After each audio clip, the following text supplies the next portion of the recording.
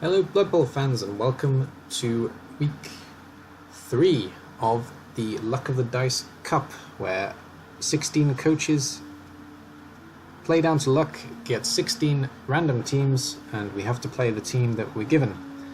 And week 3 went like this. Fake A's Chaos teams, Lanisha's favourites, lost 0-1 to Chris J's Greenskin Red Spikes, the Orc team. You made me do this. The dwarf team led by Squiggy unfortunately couldn't play because his computer is still broken, and he lost by admin win to Salt Free is Fine, led by Yasinde, the High Elf team. The Labyrinthians, my Chaos Dwarves, took on Andy's Undead, the Old Gods, and we drew 1-1. And the Humans, led by Fallen Glory Spirits United, went 2-0 against Guinness's Bretonians, Luc de la Draw. And I have been asked by Guinness to please stop bugging him so much about this game, this team. He's not a Bretonian coach, really, so don't bug him too much about it, please. Moving on, let's have a look at the games themselves. Alright then, game number 1. Fake Ace Slanisha's favourites took on Chris J's Greenskin Red Spikes, Chaos against Orcs. Kind of a classic matchup. I watched most of this game actually, but I haven't been given a breakdown, and I was watching it while doing other things, so I don't really have too much to say about the game because I didn't see it in as much detail as I would have liked to give a proper breakdown. One thing I will say is that from what I remember, Chris J was in control for a lot of the match, but it was actually a lot tenser. It was about as tense as the score shows, basically. It was quite a close match, though I think Chris J had the slight edge for most of the game. And partly, unfortunately, that is down to the one reroll on the Chaos team, which Fake is aware of. I'm not banging it home to insult or anything, but it is a factor, so it's something that is going to be mentioned occasionally. There was a pass really early on in the game. I actually remember this pass. It was nice. I think it was actually turn 1, but it worked, so that's good. And 8 armor breaks for the Chaos team, and Lucius, the Chaos Warrior, leveled up with his MVP. And Greenskin Red Spikes, we had 1 touchdown, which was quite late in the game. It may have even been turn 16, and 7 armor breaks, and the thrower got MVP and leveled up. I also think he scored the touchdown, so that will be interesting to see here. He did. So we've gone 7, 10, 12, and 10. So even though the Chaos lost, they did actually get more SPP than the Orc team. Let's have a look at the teams then. Starting with Slanisha's favourites. We're still down that Chaos Warrior, unfortunately, and I guess we're saving up for, well, hopefully we're saving up for a reroll first, but we're saving up for one of those two things. And it's going to be difficult for the Chaos to come back from this early loss, unfortunately. I think Fake is going to have quite a hard road ahead until the end. But he will soldier on, and he's a good coach, so we may see some surprising things happen from him, who knows. We do have a level up for Lucius, but he hasn't taken anything yet. And other than that, the team is exactly the same. The minus armor value is still there from the game before. And that's all to really say. So we've got 11-man roster and 60 in the bank, which I assume he's going to keep. And having a look at the Orcs,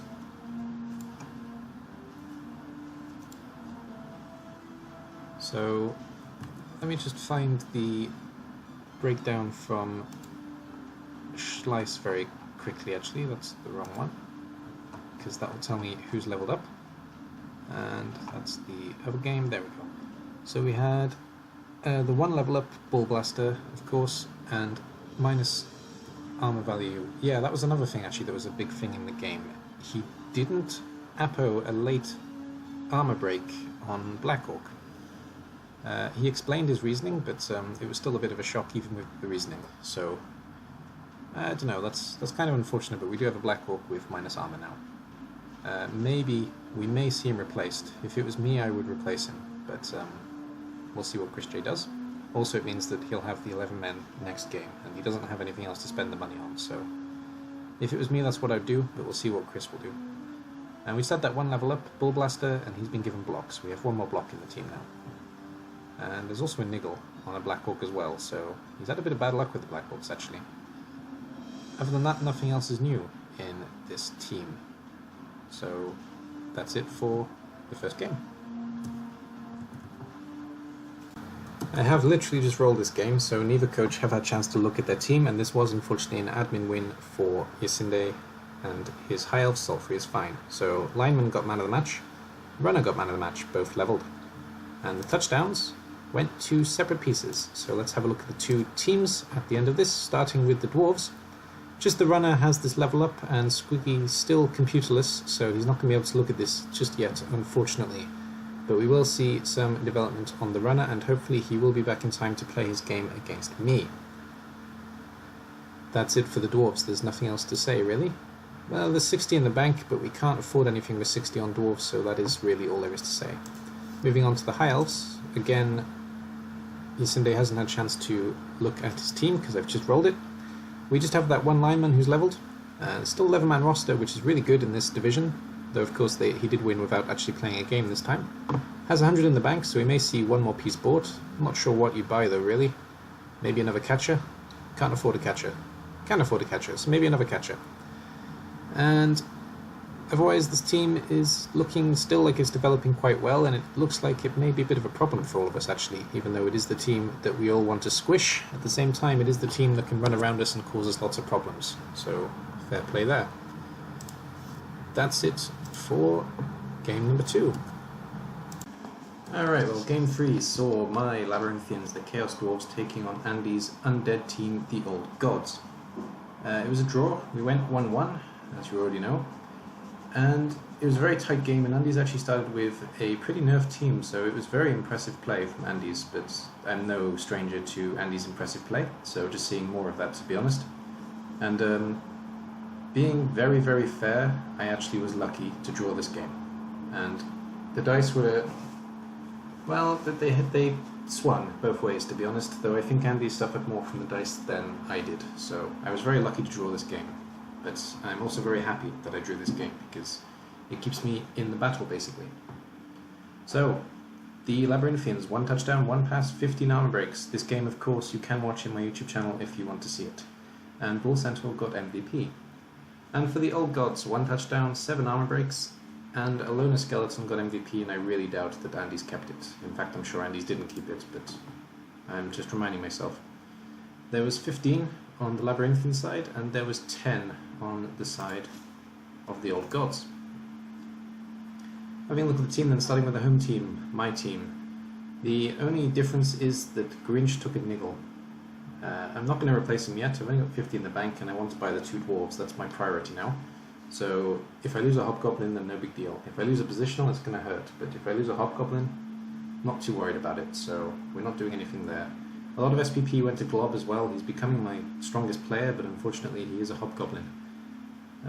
But hopefully next game I'll actually remember that I have Kick, and it will be very helpful against the Dwarves actually, so I better remember that I have Kick. Other than that, there's nothing new for this team. And having a look at, where are they? The Old Gods, there they are. The ghoul that was missing with minus movement has been replaced by Miss Next Game Ghoul, so 1 is back, 1 is gone. And there is of course this minus movement that is permanent, which is a little bit rough on Andy's. A mummy leveled up though, which is really good news. His first level up is a mummy, and it's been given guard, which is making these terrifying mummies even more terrifying. If I do manage to make it to the playoff, I hope I don't have to face this team again, to be honest. Other than that, the team has no further development. There's no new player, and there's no player that's gone from the team. The team is exactly the same as it was. Again, Andy's is playing with 2 Loner Skeletons against his next opponent, and I can't remember who his next opponent is, let's have a look. Against the Chaos. Well, I don't know how much that's really realistically going to hurt him, but we'll see. That's it for game number 3. Alright then, game number 4, Fallen Glory's Humans, the Spirits United, took on Guinness's Bretonians, Luc de la Draw. And it was a 2-0 win for Mr. Fallen Glory. I haven't had an official breakdown. I've heard some things about this game, but we're not going to go into that. And I haven't had an official breakdown, so I'm just going to have a look at the Schleiss breakdown, which is always fantastic. It's good to see as well, and there's quite a lot of development here. and quite a lot of injuries, so we'll have a look at that in a moment. First of all, though, we've had 2 touchdowns, 8 armor breaks, and Blitzer MVP. 2-0 to the humans, of course. I say of course, you can see it here, though. And the Bretonians, 1 def, 4 armor breaks, 1 expulsion. Let's just find out what the def is first of all. The def was a Blitzer. That kinda sucks. And there was also an injury on a Peasant. We'll have a look at that in a second. And Peasant got MVP, leveling him up. SPP went 8, 10, 12, 14, 17, and Luc de la Draw 7. 17 against 7. So let's have a look at the human team. Let's see how they've developed. There are 2 injuries, and I have the breakdown here, so let's use it. There's a niggle on the catcher. That's bad news. That's this one here, so this one's a niggle on a block piece. And we have miss next game on the lineman. So niggle and miss next game. And what's new on the human team? We've got 2 level ups. A Blitzer and a lineman. Both. Let's see what they've got. So Blitzer leveled up and has gotten guard. Lineman is leveled up and gotten wrestle. Fantastic. There's that then. That's it for the human team. There's nothing else new, I think. I don't think we have any new players. Pretty sure we're still on the 13 roster we were on before. The human team is developing nicely, and still really worried that this is going to be my last match, this team here. But there's still no apothecary, so that's got to come in new. And he must have spent some money, because he's only got 20 left, so maybe we bought Fruit Beer Feke. Maybe he wasn't there before, but I'm not 100% sure. And having a look at the Peasant team then. So the lineman who is injured is on miss next game, that's this one here. Lineman who leveled up, the MVP, has been given Dirty Player. And 2 blitzers missing from the team now. That's a shame. Unlucky there, Guinness. Unlucky indeed, though I know from experience as well that Bretonians can be very fickle like that. They do have a tendency to die. Unfortunately, it's part of the game. 80 in the bank though, so we're probably buying the apothecary, I guess. I can't see the money going anywhere else, to be honest, so that's probably where it's going to go. Unless we're saving for a blitzer, but still better off getting the apothecary first. So we'll see what happens there. And that's it for game number 4, and this division's games in general. Let's have a look at the leaderboard and matches for next week. Next week then in Division A, the games look like this. The Chaos of Feke take on the Undead of Andes. And considering the builds of the 2 teams, I like Andes to take the win, because the one reroll, 2 Chaos Warriors, it's very difficult to make it work. Though the Undead are pretty beaten up as well, so it's going to be a tough game for both teams, I think. It's going to be one to watch, maybe. Then, Sultry is Fine, the High Elves take on Luc de la Draw, the Bretonians. And I think it's going to be a tough match for both coaches as well, actually. But maybe... No, it's hard to call, to be honest. I don't feel comfortable making a decision. I'm going to call this a draw. And Greenskin Red Spikes, the Orcs led by Chris J take on the Humans led by Spirit United. That is a classic, and that is definitely going to be worth watching. I'm sure it will be cast by at least one of them, and it will be recorded by Chris J afterwards as well, so you will be able to watch this game one way or another. And hopefully Squiggy's Dwarves take on my Chaos Dwarves in the last game of the round. And having a look at the leaderboard as it stands then. In joint first then, we've got Fallen Glory's Humans and Yacinde's High Elves with 2 wins and 1 draw. In joint second, Chris J's Orcs and my Chaos Dwarfs stand with 1 win and 2 draws. In third, Andy's Undead are 1-1-1.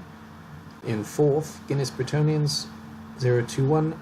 In fifth, Fake's Chaos with 0-1-2, and at the bottom, unfortunately for Squiggy, with his Dwarfs with 0-0-3. That's it for Division A. Let's have a look at Division B. Having a look at Division B then, this is how it went down. The Lizards led by Oog went 2-0 against the Khemri led by Hui. Brody's Chosen, the Necromantic team led by Urban Zorro, had an admin draw against Jackal the Butt Pains because neither of them have publicly announced their willingness to play. Undo's Owls on Parade, the Wood Elf team went 5-1 against Top Hat's Dark Elves. And Luck of the Rats, Smocko's Rat team went 0-2 against Varkson's Norse team. So that's it, let's have a look at the actual games. Alright then, game number 1 saw Oogs Us Give Hugs taking on Hoy's Nagash's buddies, and I do have a very brief breakdown to this, which is unusual for Oog, but I thank him for it. And the new breakdown channel, if I haven't mentioned this before, I probably have, but this is the first time I'm recording and mentioning it. So the new breakdown channel on Discord is really, really helpful, so thank you guys. The only thing is though, once I've used your breakdowns, I will delete them, so make sure that if you want them to be seen, you move them to the Steam page as well. Anyway, moving on. So, the breakdown is as follows. Luck of the Dice, week 3, Ook versus Hoy, first half. Lizards had a stalling mishap and did an accidental touchdown in turn 5, but could hinder the counterattack of the Camry. During the second half, the Lizards surrounded the attackers, surfing one who went too far ahead, and then the Crocs break tackle blitzed the ball carrier in a weak position.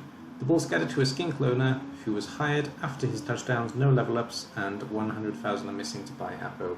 That's going to hurt, blah blah blah. End result 2-0 for Lizards. I'll have a look at all the level ups in a minute, of course.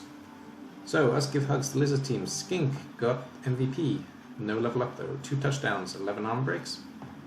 And looks like it was a tough match for Hoy with just 3 armor breaks and nothing else at all. Also a skeleton that looks like Specimen at least got MVP, though that's not really where you want the MVP to go on a Camry team. Alright then. Yeah, just the 5 SPP game for Hoy and 5, 11, 15 for the Lizards. Let's have a look at the Lizard team first then. He has told me about the levels, so let's have a look at that one more time. No level ups and 100,000 missing for a reroll. 10,000 missing for an Appo. I see, he's written it. He's written it right actually, I'm reading it wrong, never mind. So no level ups, this team is the same as it was last week. We've still got the Dodgesaurus, we've still got the Sidestep Skink, we still got the Break Tackle Crocs. There's 1 skink in range, 1 skink within touchdown range, and otherwise not a lot of development on this team really. All of the development is not really where you want it. I'm personally quite a big fan of skinks, but I know that a lot of people aren't too keen on them. And we're missing the Apothecary one more game, which is really bad news for Ook. Maybe he could have taken the Appo instead of the 4th skink though. 5th skink. Sorry, I can't count. But otherwise, yeah, that's a bit of a shame for Ook. He's going to struggle a little bit still with the fear of something getting injured. And his opponent was Nagash's buddies. I don't think, well I know for a fact they didn't have any level ups as well. We've just got this throw ra with block. That's the only thing that's here. 100,000 in the bank, so we can replace this missing skeleton, or we can finally take the second Blitzra, which is probably a better idea. So I hope to see Blitzra after he's had a look at his money and decided what to do with it. I hope that we see the second Blitzra in the team. There's nothing else really to spend the money on, so that looks like the only choice for me personally. In terms of development, we're not doing too well really. We've got a Tomb Guard with 2 and a Blitzra within touchdown range, which isn't so bad. Blitzras can score. And then most of the SPP has gone to the skeletons and the Furra, which is not really where you want it. I'm a big fan of the Furra, but basically you want all your MVPs going on these pieces. So if that's not happening, that's kind of a shame. So unlucky to Hoy, he's having a bit of a rough season so far I think. And that's it for the first game. Let's move on to the second. Game number 2 is an admin draw unfortunately, and all we have is the MVPs as the only difference on the two teams. Brody's Chosen got MVP on the white, which didn't level him up, and the Butt Pains got MVP on the Noble Warrior. I have literally just rolled this game though, so Jackal hasn't had time to have a look at his Noble Warrior to see what he can give him. That's it for the thing. There's nothing new on the Necromantic team, of course, and they have 70 in the bank, so we could see one more zombie in theory. Though otherwise, this team is going to stay as it is next week. And his opponent, the Nurgle team, also have 70 in the bank, so we can see the rots are replaced, nothing else really, which probably isn't going to be a good use of money, so I doubt that's going to happen. But we have a Nurgle Warrior that will have probably block, though could have something like Mighty Blow or Guard, depending on what he decides to choose. So that's it for game number 2, that was nice and quick. A bit of a shock result comes in the form of game number 3, I think it's game number 3 anyway, I should probably check that actually, when we're here. I'm pretty sure it was game number 3. Yes it was, game number 3, okay, I'm not going crazy. So a bit of a shock result in game number 3, and all I can say is it looks like Top Hat had a really unfortunate game, and Undo had a really good game. There's been no official breakdown or anything, but Undo did say that Smoko was particularly unlucky, and there were a lot of injuries and casualties in the game, so he was fair in that regard. And we have a 5-1 win for Owls on Parade, the Wood Elf team, over the Ho-Ho-Hos, the Dark Elf team. 5 touchdowns, 6 passes, and 7 armor breaks, with Afalu, the lone lineman, getting MVP. We'll see if he's been bought in a moment. And the Ho-Ho-Hos, we got 1 touchdown, 4 passes, a death, which was a lineman, 7 armor breaks, and an expulsion. And one of the linemen got MVP. SPP is disgusting. We've got 8, 10, 12, 17, 26, 32. 32 against 5, 10, 12. 32 against 12. Wow. Having a look at the Wood Elf team first then, it looks like a fellow was bought. Or no, maybe he replaced a piece. Okay, well the fellow definitely wasn't bought, so I guess that he did buy one more lineman or one more piece. Let's see if he said anything actually, because he may well have done. Should have checked this before really, but I'm not doing very well with the checking before apparently. So, he said he...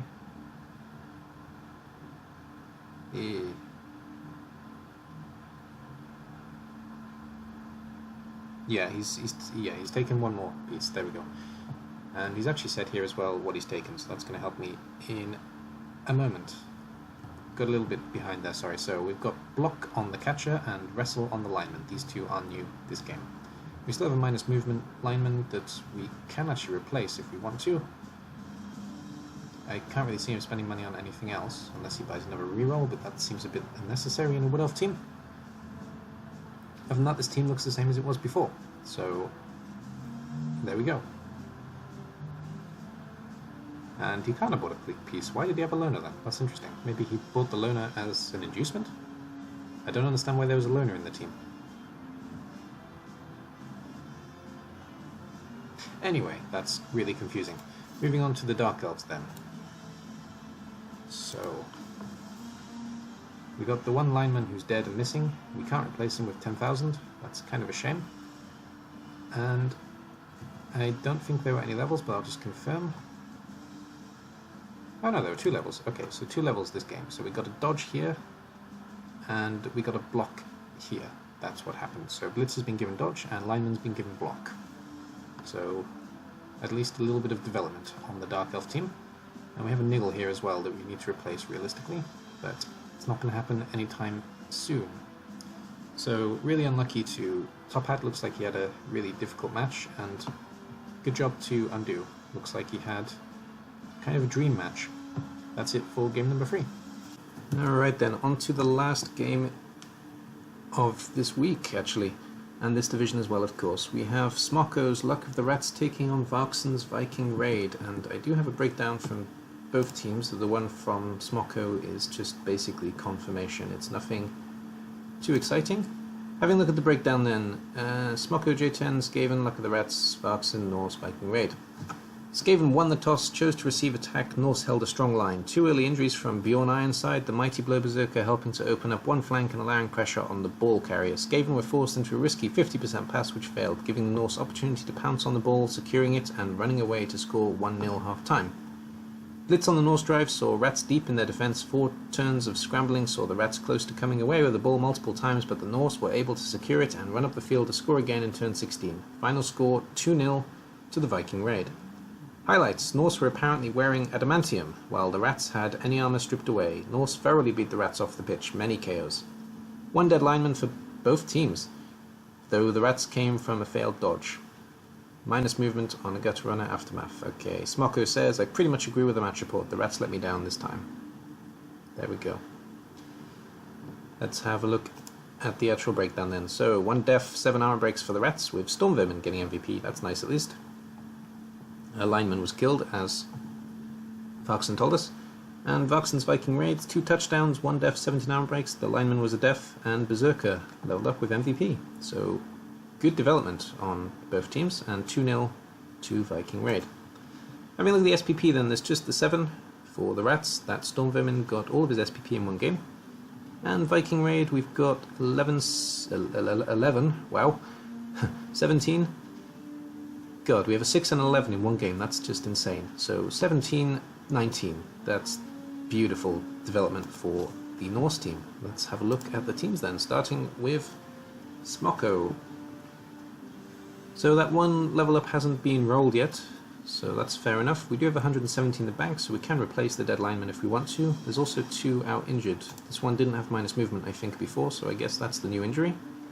Yes, it is. And this looks like a miss next game. No, it's a niggle. Oi. Okay, the Rats took a bit of a beating. So we had a def, a niggle, and a minus movement. That's really hard on the Rats.